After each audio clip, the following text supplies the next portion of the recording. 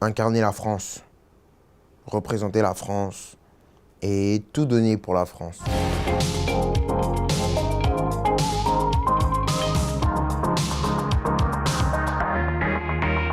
La Coupe du Monde, c'est autre chose, c'est le pays. Et le pays, il n'y a rien de plus fort. Représenter ton pays, tu représentes tous les gens de ton pays, tu représentes tous les Français.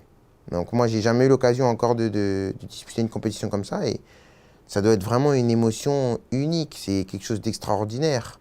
De dire que le sort de tous les Français, le bonheur de tous les Français est entre tes main. Pour quel pays ça ferait pas de bien de gagner une Coupe du Monde? Non, bien sûr que ça ferait du bien, que ce soit sportivement, même socialement. Ça enlève plein de problèmes. Ça enlève plein de problèmes, une Coupe du Monde. C'est regardé par des milliards de personnes, vous imaginez? Des milliards de personnes.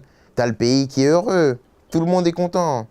Que ce soit, je sais pas moi, le boulanger qui va travailler, il est content, il se dit « Ah, la France, elle a gagné la Coupe du Monde ». Il va faire ses baguettes avec beaucoup de plaisir, que ce soit la caissière, que ce soit même la mère, le président, tout le monde va aller au travail avec la banane, tout le monde va bien vivre. Et dans ce genre de compétition, tu as beau avoir les meilleurs joueurs, c'est pas forcément les meilleurs joueurs qui te font gagner une compétition. Dans le football, vous savez, vous n'avez pas forcément besoin d'être copains. Vous avez besoin de faire des sacrifices l'un pour l'autre. Vous avez besoin de bien vous entendre, mais vous n'avez pas forcément besoin de manger chez le collègue tous les soirs pour être un groupe soudé. Je pense qu'on a recollé les morceaux avec le public.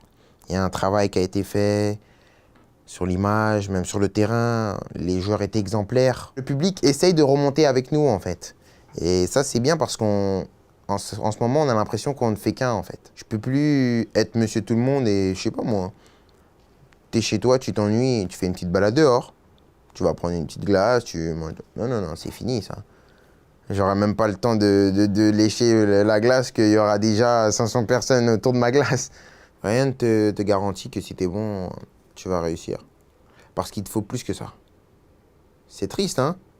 C'est triste, mais il te faut plus que ça. C'est quoi? Il te faut un mental à toute épreuve, déjà. Avant même d'être un bon joueur. Vous voyez, c'est un jeu, mais avant même de savoir jouer à ce jeu-là, il faut un mental à toute épreuve. Parce que du jour au lendemain, et ça, c'est pas des paroles en l'air ou du blabla, tout peut s'écrouler. Et il faut être prêt. Il faut être prêt parce que on peut vous monter tellement haut qu'on peut vous redescendre aussi vite. Ce qui anime un footballeur, c'est ses rêves. Il va à la poursuite de ses rêves. Après, une fois que j'aurai tout remporté, j'espère, là, quand on me demandera de courir, je dirai, c'est bon.